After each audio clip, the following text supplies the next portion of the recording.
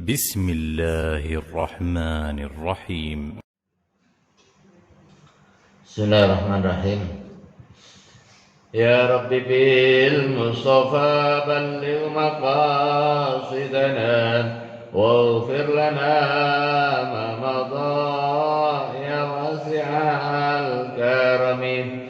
Ya Rabbi bil Mustafa balligh maqasidana waghfir lana ma madha ya wasi'al karami. Ya Rabbi bil Mustafa balligh maqasidana waghfir lana ma madha ya wasi'al karami. Bismillahirrahmanirrahim. Assalamualaikum warahmatullahi wabarakatuh. Bismillahirrahmanirrahim. Alhamdulillahirabbil alamin. Wassalatu wassalamu ala asyrafil anbiya'i wal mursalin wa ala alihi wa sahbihi ajma'in. Rabbi shrah li sadri wa yassir li amri wa hlul 'uqdatam min lisani yafqahu qawli wa ba'du. Hadratul mukarramin, jamaah salat subuh rahimakumullah. Marilah kita mulai pengajian rutin di Ahad pagi ini dengan baca Ummul Kitab, seraya kita berdoa kepada Allah Subhanahu wa taala, mudah-mudahan kita senantiasa diberikan tawamus shihah wal afiyah, diberikan ilmu yang bermanfaat, maslahah fid dini wa dunya wal akhirah. Kita doakan kepada saudara-saudara kita yang sedang ditimpa musibah, mudah-mudahan Allah Subhanahu wa taala segera angkat musibahnya, yang sedang sakit segera disembuhkan, yang sedang dalam kesulitan dimudahkan oleh Allah Subhanahu wa taala segala urusannya. Al-Fatihah. A'udzubillahi minasyaitonir rajim. Bismillahirrahmanirrahim. Alhamdulillahirabbil alamin. Ar-Rahmanirrahim. Maliki yaumiddin. Iyyaka na'budu wa iyyaka nasta'in. Ihdinas shiratal mustaqim. Shiratal ladzina an'amta 'alaihim ghairil maghdubi 'alaihim waladdallin. Amin. Hadirin jamaah salat subuh rahimakumullah. Kita lanjutkan materi kita. Yang terakhir, penjelasan mengenai hal-hal yang tertinggal dari pelaksanaan sholat. Ada 3 jenis. Yang pertama, jenis yang tertinggal itu adalah fardu atau salah satu di antara rukun sholat. Kemudian jenis yang kedua adalah yang hukumnya sunnah muakkadah. Kemudian yang ketiga yang hukumnya adalah yang hay'ah. Kalau seandainya kita melaksanakan sholat fardu, kemudian ada yang terlewat dan juga tertinggal, maka kalau pas ingat, kita sempurnakan jika waktunya masih pendek, ya, dan nggak berjeda terlalu panjang. Dan setelah itu baru kemudian diikuti oleh sujud sahwi. Sementara kalau yang terlupakan adalah yang sunnah muakkadah, nggak perlu balik lagi. Misalnya contohnya kalau sholat subuh atau sholat zuhur kelewat untuk rakaat yang kedua atau rakaat yang ketiga atau rakaat yang keempat, belum rakaat 4 tapi menurut kita rakaat 4 kita salam, setelah itu ingat itu baru rakaat ketiga, maka kita langsung lanjutkan menyempurnakan 1 rakaat lagi. Sementara kalau lupanya, misalnya lupa tasyahud awal, begitu kita sudah berdiri, ingat ini ternyata rakaat kedua, dikirain itu rakaat pertama atau dikirain rakaat ketiga, maka nggak perlu lagi mengulang turun. Sementara nanti di akhir sebelum salam kita disunnahkan untuk sujud sahwi. Nah yang ketiga ini wal hay'atu la ya'udu ilaiha ba'da tarkiha wa la yasjudu lis-sahwi anha. Sementara kalau yang kelewat itu adalah jenis sholat sunnah hay'ah, la ya'udu ilaiha, maka orang yang sholat tadi nggak balik lagi untuk melaksanakan hayat ba'da tarkiha, setelah dia meninggalkannya. Wala yasjudu, dan nggak sujud lisahwi karena lupa, anha dari al hay'ah yang al matrukah, sunnah hay'ah yang tertinggalkan. Apa sunnah hay'ah yang dimaksud di sini? Al hay'at hiyal umurul masnunatu ghairul ab'ad. Jenis aktivitas yang disunahkan yang enggak masuk sunnah ab'ad. Seperti apa? Katasbihi, seperti baca tasbih, wa takbiril intiqalati, dan takbir intiqal. Jadi takbir perpindahan antar gerakan itu namanya takbir intiqal, di luar takbir yang pertama. Kalau takbir yang pertama kita kali sholat itu takbiratul ihram, hukumnya fardu, termasuk rukun min arkani as-sholat. Sementara kalau setelah kita takbiratul ihram baca takbir sebagai tanda pergantian gerakan satu ke gerakan yang lain, itu takbir intiqal, hukumnya sunnah hayat. Jadi kalau toh kita sholat setelah takbiratul ihram Allahu Akbar, kemudian kita baca Fatihah, kita diam, setelah itu ruku nggak pakai Allahu Akbar, itu sah, karena itu sebagai hayat as-sholat. Nah, kenapa tetap dibaca?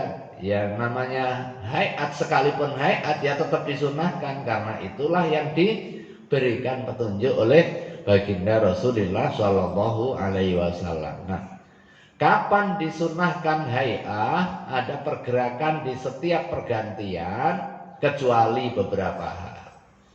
Jadi begitu mau ruku Allahu Akbar, bangun dari ruku sami Allahu liman hamidah, setelah itu menuju sujud Allahu Akbar, kemudian bangun dari sujud, duduk di antara dua sujud Allahu Akbar, sujud lagi Allahu Akbar, kemudian yang berikutnya naik ke menuju rakaat yang kedua Allahu Akbar. Nah, kapan angkat tangan? Nah, angkat tangan itu juga disunahkan.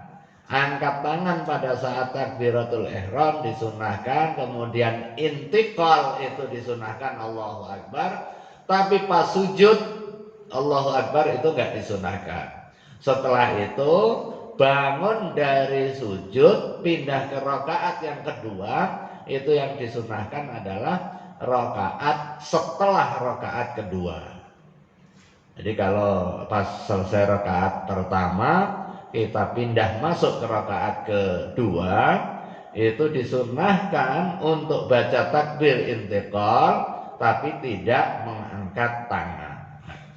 Ini sama dengan pas kalau kita tawaf. Tawaf melilingi Ka'bah 7 kali, di beberapa rukunnya ada sunnah. Rukun itu beberapa pojoknya. Ka'bah punya 4 pojok. Mulai dari rukun Hajar Aswad, kemudian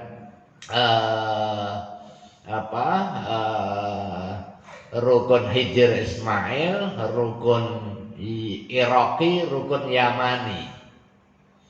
Nah, begitu kita masuk mulai itu disunahkan untuk mencium Hajar Aswad.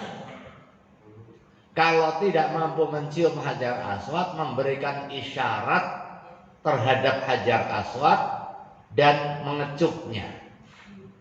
Itu sebagai ganti dari kita mencium Hajar Aswad. Kita memberikan isyarat Allahu Akbar, setelah itu kita kecup. Setelah itu putar sampai posisi di rukun Yamani. Itu ada pojok yang kalau di dalam fisiknya ada agak sedikit terbuka juga dari kiswahnya, itu disunahkan untuk menyentuh tanpa mengecup. Kalau nggak memungkinkan nyentuh tanpa mengecup, memberikan isyarat Allahu Akbar tanpa juga mengecup. Baru kemudian disunahkan untuk baca doa Rabbana atina fid dunya hasanah wa fil akhirati hasanah wa qina adzabannar. Nah, katasbihi wa takbiril intiqalat, dan takbir intiqal, wa ta'awudzi, dan baca ta'awudz, wa nahwihi. Fala yasjudu laha, maka tidak sujud laha karena ninggalin ab'ad, ninggalin tasbih, ninggalin takbir intiqal, ninggalin ta'awudz bihalin seketika. Sawaun tarokaha amdan, ada kalanya meninggalkan sengaja, au sahwan, atau lupa. Li'annaha, karena sesungguhnya yang ab'ad tadi laisat aslan, tidak masuk kategori yang pokok.